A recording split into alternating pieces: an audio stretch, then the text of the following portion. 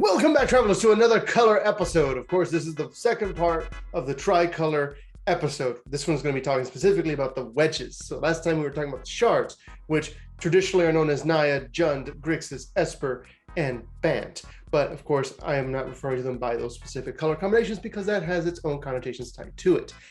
Now we're going to go ahead and jump into the wedges. So first up, we have red, blue, green, the hunter. What's cool is that the hunter is actually probably one of the most common ones that I've run into as far as the tests that people have taken, which I found kind of surprising considering that it's an ally color and it's two enemies. But if you look at the way they work out, those three most elemental colors, and they're also the ones that have specifically the thinker, the person that thinks, the person that has emotions, and the person that is trying to be in tune with nature. And so really, I feel like while red blue is a very common color combination among people that try to be creative, this is among those that try to be creative but are also still grounded by something or are transitioning from one point to the next. And again, if you look at the dual color combinations, you have the romantic, you have the adventurer, you have the wallflower, you have the all these different color combinations that, if you look at them, they are opposite of each other. And a lot of the times they have been opposite of each other. If you looked at the allied one, there was just little bits, but specifically the way these guys interact with the wallflower and the adventurer. The adventurers, let's go. The romantic, let's go. But the wallflower and the philosopher, which are the blue, green, green, blue versions, they're more like, let's sit and think. Let's think about that.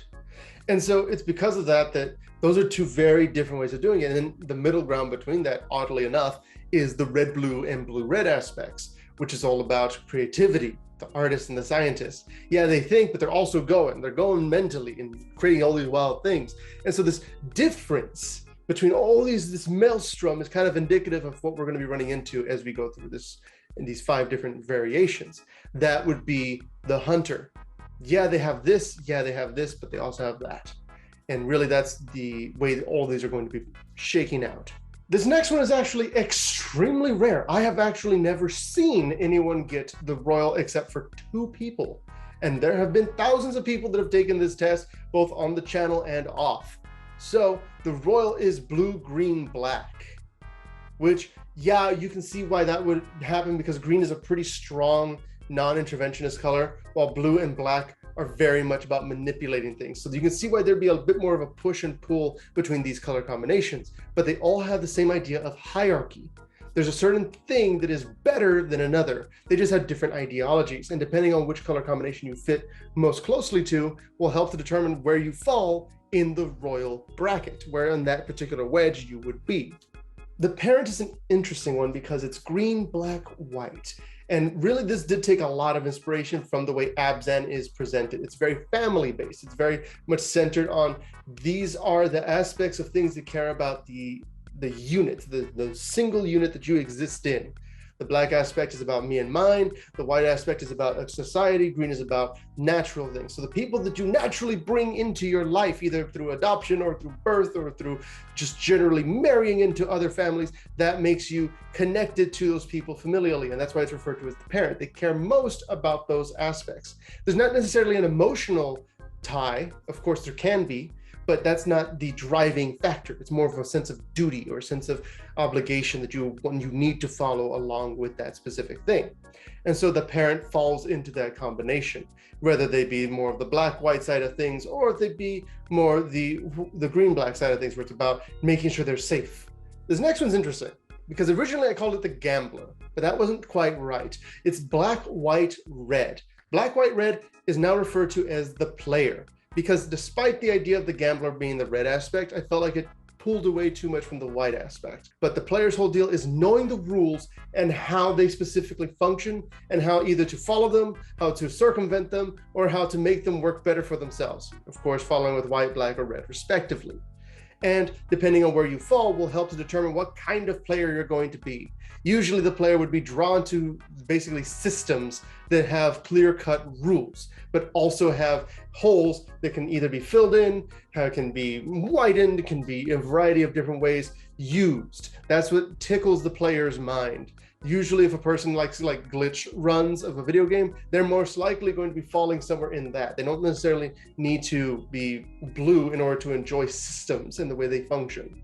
Then we have white, red, blue, the Doctor. I have a few very close friends who wound up in this particular color combination, which is very interesting because it takes two of the most like structured and disciplined colors, white and blue, and then slaps red right in the middle of it. And really where you land on that color spectrum is what's going to determine what kind of doctor you are. Are you the doctor that is constantly trying to find new ways to improve people's lives? Blue. Are you the kind that has a very specific way things are done, and you know that there are certain diseases that exist, and those are the first ones you hit systematically every time one person comes in, send them on. Next person, send them on. The white side. Or are you the kind that does whatever you can to save that life? That more TV doctor, the movie doctor, that's the red aspect. So basically those three different color combinations, they all kind of fit together in that aspect, but notice how all of them have to do mainly with ways to help people. When you get rid of the black and the green aspect, it becomes a much more selfless color combination, really weirdly enough. And because of the fact that, well, I'm not actually going to do this, I'm going to just real quick rattle off the 4 color combination characters. No one ever actually gets 4 colors, and no one definitely ever gets 5 colors, because those are basically impossible. You'd have to be the avatar, basically. That's why the 5th one is, if you have all 5 equally balanced, you're called the avatar.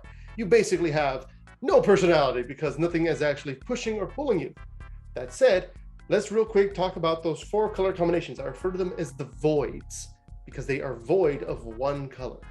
Every color minus red is basically defined by a lack of redness, a lack of emotion, a lack of passion. They're called the machine. This is a bit of a bonus. I know if you were here for the tricolor specifically, goodbye. But this is, for those of you that really care about those colors and how they would possibly be able to work together, this is how, as far as my color test and the theories I've created, crafted around it, this is how it shakes down. So we have the machine. Lacks emotion, lacks that specific passion. It's still driven by those other 4 aspects, but it's without the red. Void white is the assassin, the one who is not weighed down by law or rules, or just generally not having to worry about what others think. The assassin is driven by those other 4 aspects: survival, being stronger than others, whatever happens at the moment, doing something exactly the way it needs to be done. All those things, they matter, but the actual rules and laws and the ways they work, forget them. That's without that white aspect. Void green is the politician. The politician is one that can basically turn a blind eye to all the natural things, all the things that make sense, all the things that require honesty and generally need you to be able to focus on what the grander picture of things are. The politician is able to say whatever they want, do whatever they need to get whatever they need or want to happen for either themselves or for those that are closest to them. There's no sense of the actual environment needs to be saved or whatever. Those are all talking points that the politician would use. Void black is the martyr. That basically means without that self-contained ability. It's not so much a selfishness as it is a sense of self. If you don't have that little bit, everything else, if you need to, you'll do whatever it takes just to blast through. One important thing you may notice is that in certain cases, the voids kind of cover up that last color. So in the case of, for instance, the red one, there's still everything else you can feel. You can still feel emotions, you're just not driven by them, but your instincts and your various desires specifically for yourself, they may cover up that aspect, the black and the green side of those, the fringes, because they have tinges of those colors. So in specifically this case, it's almost completely non-existent, the idea of I'll do whatever it takes for others. It's the exact opposite. It's just a single thing flipped over without the black aspect. It has a black appearance. It's really interesting the way these voids work. And then of course, without blue, it's just the fool. The fool is the character who does not need to think about perfection, does not need to think about those specific aspects. And yes, they could appear very smart because they have a cutting wit. They can see through these things. They can see the white and the black aspects. So they know everything that's going on. They care about the people and they also care about themselves, but they notice the flaws in everything. That would be the fool. So with those 4, that means that, with those 5 that we've just covered, in addition to the wedges, the only thing left for me to cover are the remaining 4 monocolors, red, white, green, and black, as well as a final video specifically about colorless, which will be somewhere far flung down the line if enough people want it, because that's going to be a doozy to go through because colorless is super complex. So thank you guys for watching this particular episode. If you have any ideas for how to change the names, maybe you have a better idea of what they would be, or you have a disagreement about the color combinations, the way I basically change them slightly. I've expanded on green and black a lot, as opposed to how they actually are portrayed in Magic, to expand and give them a bit more fleshing out. So depending on how you see it, how you look at it, I'd love to see your guys' comments and what you would have to think about all these different things. So leave them down there, and until next time, travel well.